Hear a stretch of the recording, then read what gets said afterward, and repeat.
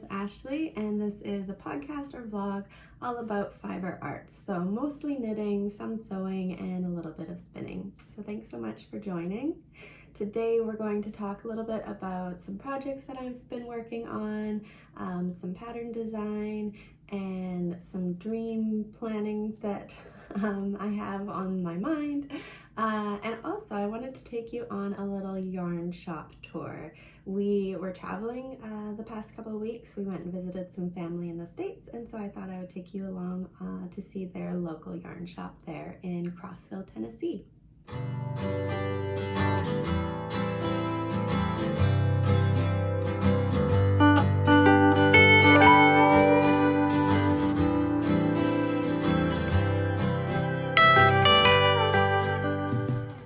Let's get started. I guess we'll start with what I'm wearing and then we'll get into some finished objects. But this is the very well-known Heirloom quilt cardigan. It's a pattern designed by Katryn Seeburger. It was released last summer and I test knit for her. So this is my version. I used mostly yarn from Little Lionhead Knits and a couple skeins from Tofino Knit Co. But this is all made with some fingering weight tweed yarn held double and then some DK tweed yarn just held single, like you can see in the arm there. I've made this size 2, I believe. Yeah, it was the size 2, and it's just like a very oversized slouchy fit. This plant always gets in the way. Katryn had said that she wanted it to feel like you're draping a quilt basically over your shoulders, all nice and cozy, and that's exactly what it's like. So the only mod that I made on this pattern was when I was seaming up the side seam here. I went a little bit further. I seamed a little bit higher than the pattern recommended just to make the armhole or the arm opening a little bit smaller. I didn't want quite such a pronounced bubble sleeve, so it just it's a little bubble there. So let's get started with some finished objects. I have been very sock focused lately. I kind of go through waves, it seems, where I'm just knitting sweaters and cardigans and I lose interest in socks, but then got back into my sock knitting era right now.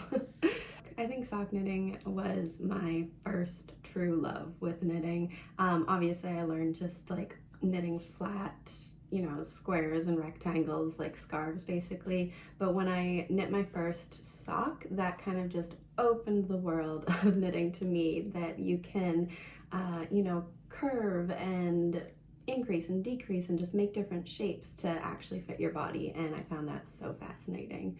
So sock knitting really just gave me the knitting bug, I think. So it's nice, it feels nice to return to my first true love with knitting.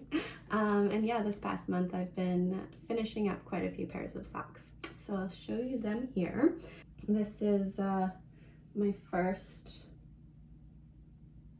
that I've finished. So I have 2 pairs complete, and this is a design that I'm going to be releasing soon. I'm actually just finishing the pattern writing today. There's just a little bit more tweaking that I need to do, and then I'm going to be sending it off to the tech editor. But if this is a pattern that you'd be interested in test knitting, reach out to me in the comments below or email me, and I will be sending out a test knit call fairly soon for this pattern. So I'll tell you a little bit about it. They are kind of like 80s slouch socks inspired because they can slouch up like that, or you can wear them you know, straight on your legs.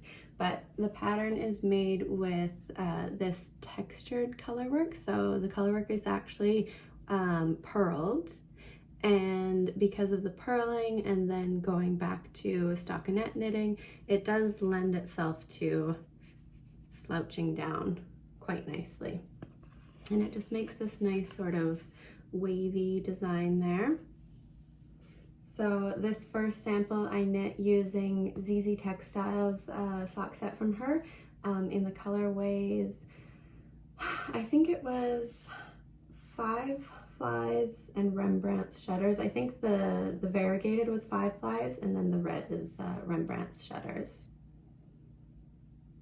I think it's just such a great way to showcase the variegated yarn and then have a pop of color with a tonal.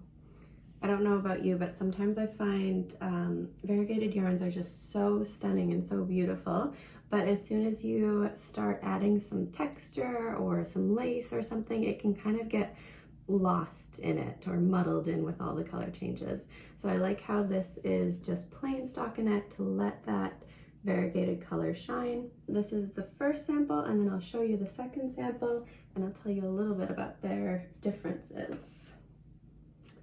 So the second sample is using a custom colorway sock set that Curio Fiber sent me.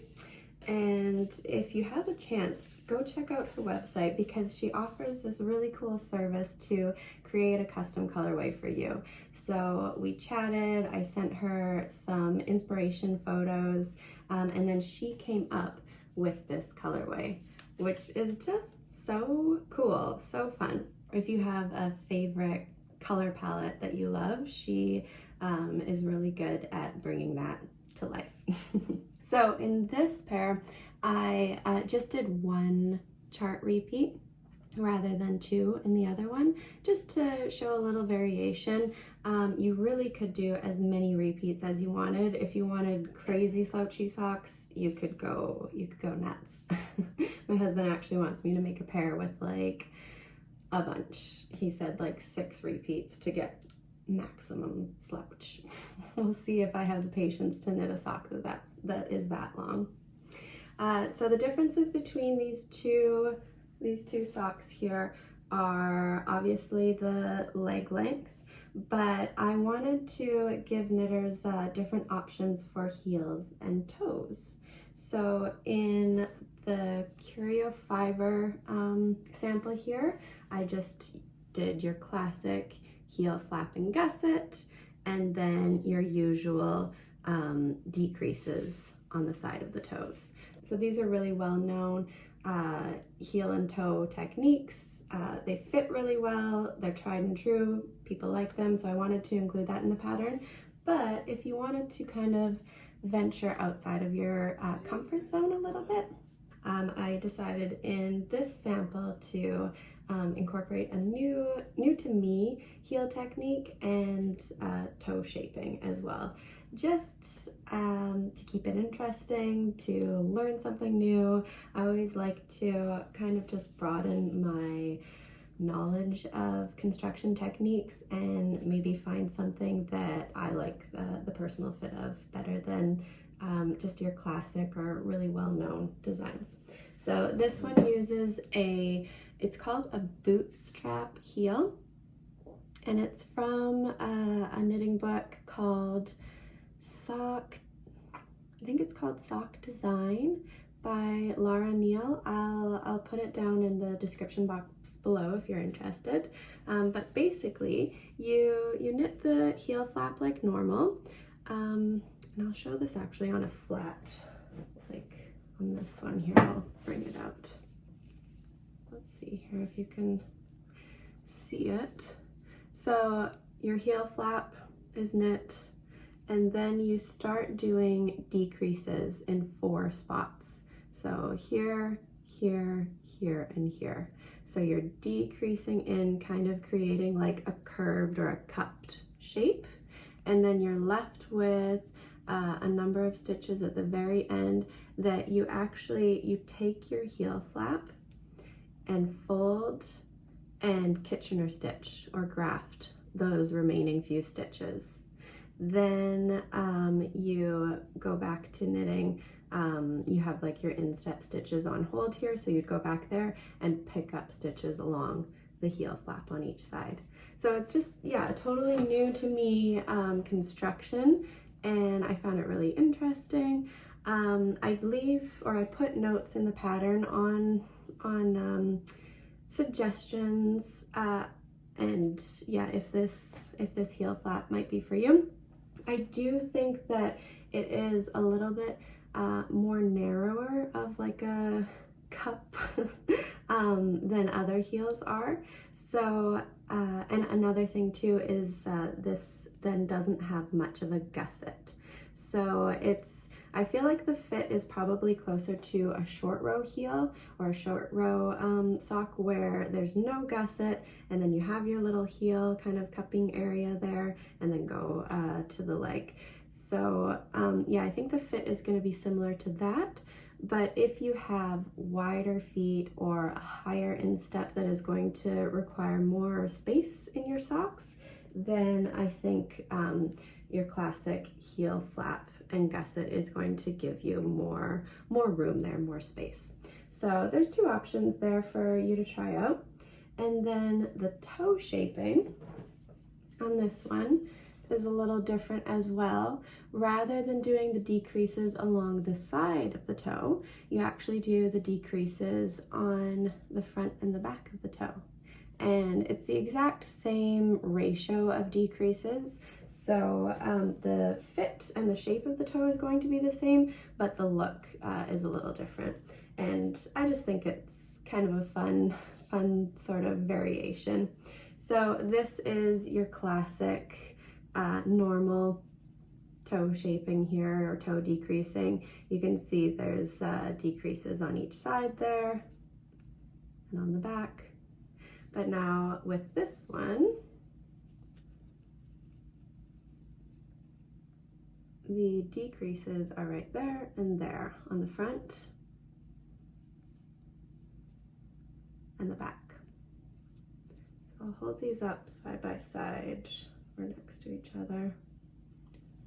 You can see, I'm not sure if you can really tell there, but the shape is exactly the same. It's just where the decreases are, and it just kind of makes it a little bit different, kind of fun to look at. I like the look of it when it's on your foot. Yeah, it's kind of cute. So I'll put up some videos of these modeled on the foot, and you can take a look at them. But yeah, I'm very excited about them.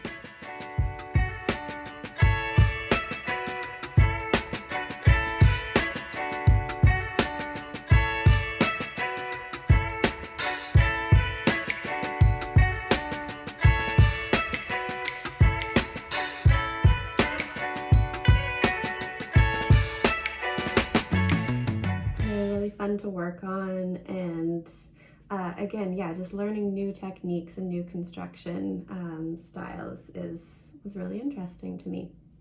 So that is the to be named kind of 80s slouchy style socks, and yeah, testing call will be coming out shortly for those. Something else that I was trying to focus on with those socks too was working on my gauge with socks. I'm quite a loose knitter as it is, and I feel like over time I've just gotten looser and looser. I feel like I move or I knit faster with my loose gauge, and so lately, yeah, I've been knitting socks fast, but then I've noticed that the gauge is kind of loose and they wear holes. So I've just been working on my gauge to kind of try to tighten it up, especially with socks, so that they don't wear so easily. So normally I'm an English style knitter. I would hold the yarn in my right hand and throw it or flick it. So that's how I knit these first socks. That's my typical gauge. It's a little bit loose. I'll see how these ones wear. But then for these, I decided to knit them continental, which I tensioned the yarn in my left hand and then I picked it. It slowed me down, and I felt like I'm not used to it, so my hands were kind of like cramped trying to hold the yarn tightly, but it definitely made a tighter gauge, and I do think that these socks will probably wear a little bit better. And it was actually quite interesting to hold the two socks together. Here, I'll lie them one on top of the other. And you can just see like a slight size difference on the side there. So my tighter gauge obviously makes like a smaller sock circumference than the looser gauge. So when it's on my foot, I don't think it's going to make much of a difference on fit, but I think that more so it's just going to affect the wear of the socks. So it's just a little experiment that I'm trying to see if it really makes a difference with how well these wear. So that's it for that pattern. And then I have another pair of socks that I finished. So I'll show them to you here. These ones also, I knit a pair maybe 6 months ago, but my husband's been wearing them, so I knit a fresh pair to be able to release a pattern for them. And they are using, this is Tofino Knit Co, their tweedy, I think it's called the Airy Sock. And I'll put it on the sock blocker so that you can see. I'm thinking of calling these ones half and half ribbed socks because they're obviously ribbed, but it's just on half of the sock. So I don't know if you can see there, but there's actually like an angled line where your 2x2 ribbing is on the leg of the sock, and then the foot is just plain stockinette.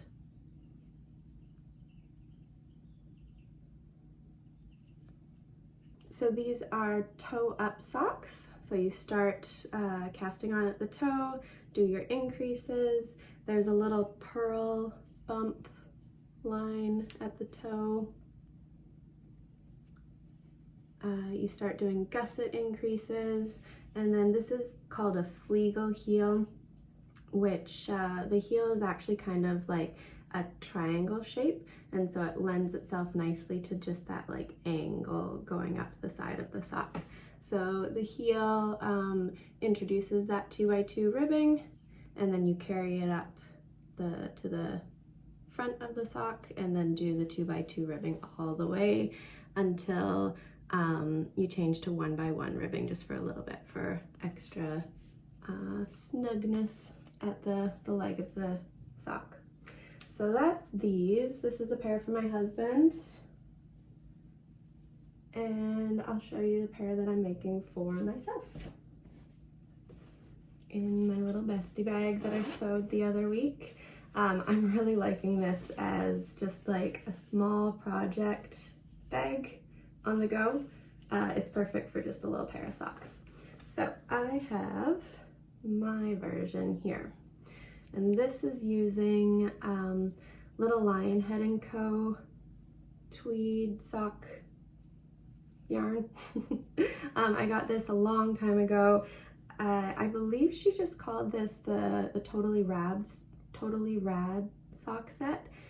It was to go with Summer Lee's Totally Rad ribbed socks, and so it was this tweed yarn with a poppy red contrast color. So I'm just using the pink tweed, and like I said, it's toe up, but then for that little pearl stripe, I changed colors. And I'm so excited with how I figured out how to do this. I've done this before on some socks for my husband where like it's just that tiny little stripe on the top of the foot of a different color. But I've done it before where you have like more ends to weave in, or it creates like a little gap or hole at each side. I've done it where you introduce the second, the contrast color, and instead of breaking the main color, I would knit the contrast color but carry the main color all around so that I could then do the bottom of the foot.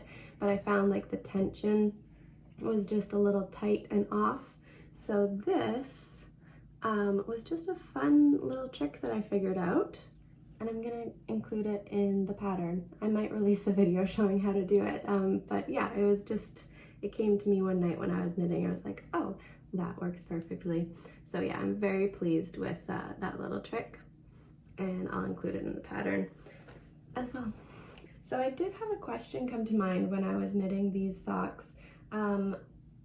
So the only other pair of socks that I've made with Tweedy yarn were this same pattern that I made for my husband 6 months ago.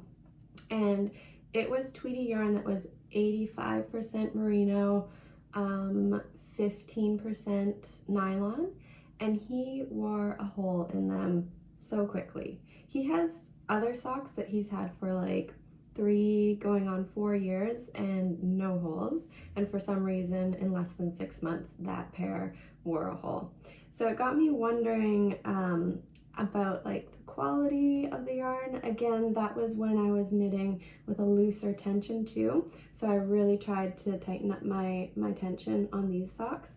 But then I looked at the yarn content, and even though these are sock yarns, this yarn is, well, actually both of them are 100%, or not 100%, but they're merino wool with whatever percentage of Donegal neps. So that's the little Tweety flex there. So neither of these have nylon content in them, which got me a little nervous. I'm a little curious on how quickly these are going to get holes in them. So if any of you have experience with knitting with these Tweety yarns that have no nylon in them, let me know below how it's worked out for you. I know since this yarn was used in Summer Lee's Totally Rad socks, it's been knit as socks, and so that gives me a little bit more confidence that these will be okay. But yeah, I'm just a little bit nervous that they're going to wear really quickly. So that'll be another experiment, I guess. I'm on a sock knitting experimental journey, I guess, right now. And I will let you know how things turn out. Okay, that is it for socks, and I guess showing you that whip of mine kind of segues nicely into whips. So other than that sock, I have a couple kind of secret projects again that I can't really share until later, but my other whip that I'm very slowly working on is my Tesselated cardigan. So this is a pattern by Andrea Mowry, and it's a bottom-up construction. I really love the fit of the Pressed Flowers cardigan by Savory Knitting, and the shape and construction of the Tesselated cardigan is very similar, so I feel like it's going to fit closely. So I made my swatch, and I'm still undecided on what mohair I'm going to use.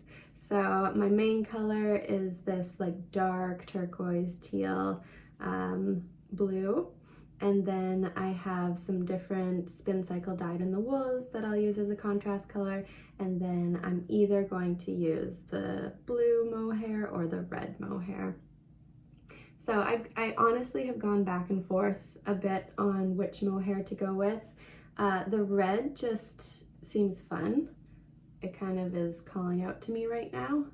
It's something different. I really love a good pop of red in my wardrobe, but the blue is just me. That would be very easy to wear with clothes that I already have, and it seems like a safe kind of bet. So that's the blue. And that's the red, kind of a lower contrast. So I have gotten this much done. Just the bottom ribbing. I probably have another ½ inch or so to go on it. And then once I get to the body, I'm gonna have to decide what mohair I'll be using. But I've been working away on the ribbing, and let me tell you, the tubular cast on is not my friend. I think the tubular cast on looks awesome. It looks so professional. It's just such a clean, nice finish to the edge. This is dark yarn, so it's going to be very difficult to pick up on it. But it basically is just, yeah, such a tidy way to, I guess, well, this isn't finishing, this is starting your stitches. And And I've done it before on smaller projects like toques or hats, but this is between 200 and 250 stitches, and I had to restart 3 times. I would get like all, 200 plus stitches cast on, and it would be in my next setup round when I was going back that I would have a problem. I just find that the tubular cast on, it likes to twist on itself. So then when it's twisted around, I can't quite tell if what I'm picking up, what I'm knitting into. And so I would end up with less stitches or the wrong kind of sequence, because it's supposed to be knit purl, like 1 and 1, and then with it twisting, that would add an extra kind of like loop in there, and so then it would throw off my like the rhythm of it. Yeah, it was not enjoyable. We were on a car ride when I was doing this. Actually, it was like driving there, I attempted it, failed 2 times. Driving back, I finally was able to do it. So that was about 3 hours of my life spent just on the cast on. But it's done. It was successful finally, and here I am. So yeah, that is it for my Tesselated cardigan. I don't really have a deadline in mind for this, so I'm just going to slowly be working on this when I have the time and when I want to. We're heading into summer, so there's no rush. I'd be happy if it was ready by fall time to wear again. So that is my one whip. All right, why don't we talk a little bit about some dream projects that I want to be working on. We're heading into summer, and I have some linen that I want to sew. I got this beautiful orangey red, kind of poppy colored linen from the fabric store, and I had a vision in mind for this really big flowy linen dress out of this, and then a fun kind of vest or pullover, a sleeveless vest or a pullover to wear over top of it. So yeah, I was thinking of just like a really flowy, breezy kind of summer dress out of this. At first, I was thinking the Leanne dress by Fiber Mood. Coco Knits has sewn a few of those, and they're just so summery and so pretty. So I was thinking that because it's just got small straps, and so it would be easy to wear like a tank top or vest over it. But then I saw the Sid tie dress. It's by Hi Sid Graham on Instagram, and she has an Etsy shop where she has the pattern. But it's this really cute kind of country western style dress with little ties, and I think that's what this is gonna have to become. Yeah, it really just spoke to like my country girl heart. I really am just like country when it comes down to it. So I'm going to make the sleeveless version of the dress, and then, let me show you the yarn that I want to make the tank tops with. So the first option is this purple. It's Hue Made. It's called Made Pop Linen, so it's 60% cotton, 40% linen. It's a fingering weight, and this is the colorway Wisteria, which is perfect description of that kind of like light, airy purple. I love a good red and purple moment. I did my Scratch That, Reverse It knits and headband with that purple and red combo, and it's just so fun. It's a really nice contrast. So I'm picturing this like flowy dress underneath, and then a cute little eyelet tank top to go over top of this. So I do have a little swatch, which it's one of those secret projects, so I can't really show it until things are finalized. So I'm just gonna show you, I'll fold it up here. I'm just gonna show you the edge let's see here. There you go. So that's gonna be like the bottom of it. But yeah, I'm very, very excited about that. If all goes to plan today, if I get my to-do list done, I'm going to be casting on that tank top today. But then when I saw this fabric, it made me recall I had some other yarn in my stash which would go so perfectly with it. And it's this Craft Me Not & Co. Silk and Merino yarn from Sarah. How incredibly perfect is that? Oh my goodness, I'm so excited about this like monochromatic moment here. So this is it's sport weight yarn. It's half silk, so 50% silk, 50% superwash merino. The colorway is Atlas. Again, it's that like orangey red, like poppy color. It's such a glowy color. Yeah, so my thought is to make this like summer pullover that's textured with kind of open on the sides. Flaps isn't really a flattering term, but yeah, I'm thinking like these flowy flaps on the side.